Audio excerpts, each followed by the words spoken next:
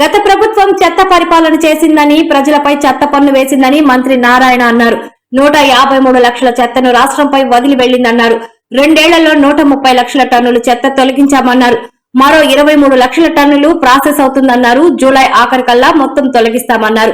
గుంటూరు, విశాఖలో waste energy plant లో రోజుకి 2800 టన్నుల చెత్త బర్న్ అయి విద్యుత్ ఉత్పత్తి అవుతుందన్నారు. రాష్ట్రంలో 107 ప్రాసెసింగ్ ప్లాంట్ల పనులు జరుగుతున్నాయన్నారు. జూలై నెలాఖరుకి అన్ని ప్రాసెసింగ్ ప్లాంట్లు ప్రారంభమవుతాయన్నారు. నెల్లూరు దొంతాలిలో 1,00,000 టన్నుల చెత్తను తొలగించాల్సి ఉందని, దొంతాలిలో waste energy plant Jindal company ఏర్పాట్లు చేస్తుందన్నారు.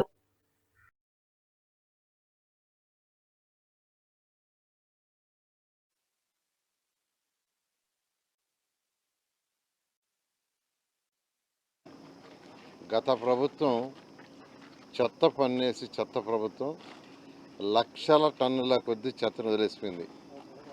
ఎన్ని లక్షల కొన్ని అంటే ఇప్పుడు వరకు ఎస్టిమేట్ చేస్తే 153 లక్షల టన్నుల చెత్తను వదిలేసిపోయింది. అందులో 130 లక్షల టన్నులు ఈ ప్రభుత్వం వచ్చిన తర్వాత క్లియర్ అయిపోయింది. 130 లక్షల టన్నుల చెత్తని ప్రాసెస్ చేసి బయటికి పంపించేసాం. మరొక 23 లక్షల టన్నులు ప్రాసెస్ అవుతుంది. బహుశా నెక్స్ట్ మంత్ ఎండింగ్కి అది పూర్తి అయ్యేటట్టుగా ప్లాన్ చేసాం.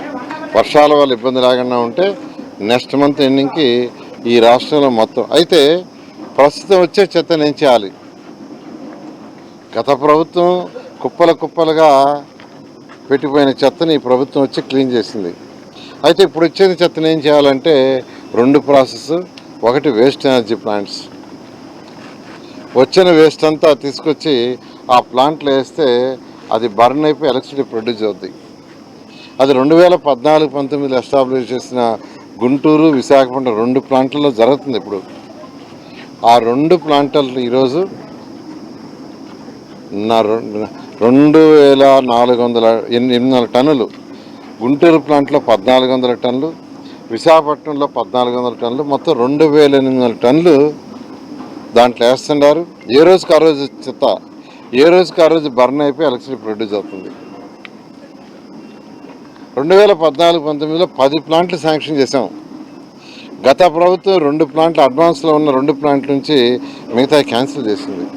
నిజంగా ఆ ప్లాంట్లన్నీ అయిపోయి ఉంటే ఈ రాష్ట్రంలో వచ్చే 7,000 టన్నులు ప్రతిరోజు అది ఎలక్ట్రిసిటీ ప్రొడ్యూస్ చేయండి వాడి ద్వారా. కానీ గత ప్రభుత్వానికి అవగాహన లేక, ఒక విజన్ లేక, విజన్ నాయకుడు లేనందువల్ల 14-19లో తెలుగుదేశం ప్రభుత్వం పెట్టినే క్యాన్సిల్ చేశారు. అయితే ఈ ప్రభుత్వం రాగానే మరొక 6 శాంక్షన్ చేశాము. కాకినాడ అయితే చాలా అడ్వాన్స్ స్టేజ్లో ఉంది.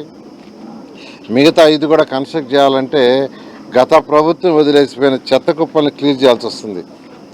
ఫర్ ఎగ్జాంపుల్ నెల్లూరు దొంతాల్లో ఈరోజు ఇంకా 1,00,000 టన్నుల చెత్త ఉంది. దాన్ని తీస్తేనే అక్కడ వేస్ట్ ఎనర్జీ ప్లాంట్ పెట్టగలరు. ఎంతో వేగవంతంగా చేస్తున్నారు. బహుశా ఈ మంత్ ఎండింగ్కి పూర్తి అయ్యేటట్టుగా ప్లాన్ చేసాం. అయితే నెక్స్ట్ మంత్ నుంచి ఇక్కడ వేస్ట్ ఎనర్జీ ప్లాంట్ వస్తుంది. అదేవిధంగా తిరుపతి, అదేవిధంగా కడప, అదేవిధంగా కర్నూలు, అదేవిధంగా విజయవాడ. ఒరిజినల్గా గుంటూరులో పెట్టిన ప్లాంట్ గుంటూరు, విజయవాడ కలిపి. అయితే ఈరోజు తెనాలి, మచిలీపట్నం, బందరు అన్ని చుట్టుపక్కల ఉన్న ప్రతి మున్సిపాలిటీ నుంచి 100 కిలోమీటర్ డిస్టెన్స్లో ఉన్న మున్సిపాలిటీస్ అంతా తీసుకొచ్చి అంటేస్తున్నాయి. అందువల్ల అక్కడ ఎక్సెస్ అయినందువల్ల విజయవాడలో మరొక ప్లాంట్ని గవర్నర్ ముఖ్యమంత్రి గారు శాంక్షన్ చేశారు. ఈ విధంగా ఎందుకనంటే ఇప్పుడు డెవలప్డ్ కంట్రీస్ ఎలా చేస్తున్నారో చూడాలా. 2014-19లో నేను స్టడీ చేశా. టోక్యో స్టడీ చేశాను, చైనా స్టడీ చేశా, సింగపూర్ స్టడీ చేశాము. ఇట్లా అనేక దేశ విదేశాలు స్టడీ చేస్తే ఆ రోజుకే 2014-19కే చైనాలో 350 ఉన్నాయి. ఇప్పుడు 1,100 ప్లాంట్లు ఉన్నాయి. అదేవిధంగా టోక్యో తీసుకుంటే ఒక టోక్యోలో 49 ఉన్నాయి. ఈరోజు జపాన్లో 1000 ప్లాంట్లు ఉన్నాయి.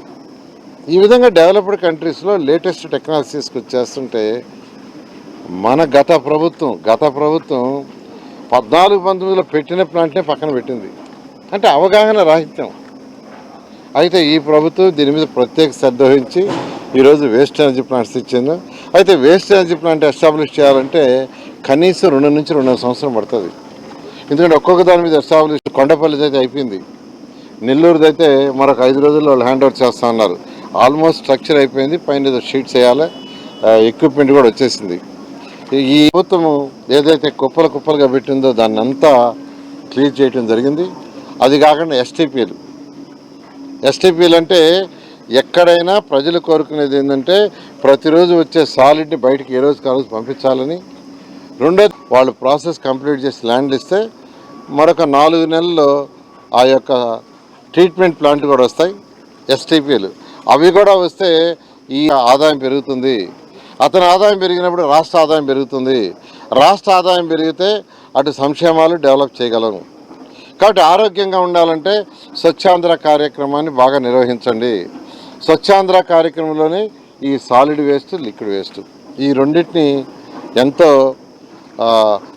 వీలైన తొందరలో కంప్లీట్ చేయాలి. ఈరోజు అధికారులు చేస్తున్నారు. దానికి తగ్గట్టుగా వాటి టెండర్లు తీసుకున్న ఏజెంట్లు కూడా చేస్తున్నారు. వీలైనంత వరకు జూలై ఎండింగ్కి ఈ రాష్ట్రంలో చెత్త మొత్తం క్లీన్ చేసి ప్రాసెసింగ్ ప్లాంట్ ద్వారా ఏ రోజుకి ఆ రోజు పంపించడం జరుగుతుంది. బహుశా రాబోయే 4 నెలల్లో ఎస్టీపీలు కూడా ఎస్టాబ్లిష్ చేసి యూజ్డ్ వాటర్ని కూడా ట్రీట్ చేసి పంపించడం జరుగుతుంది.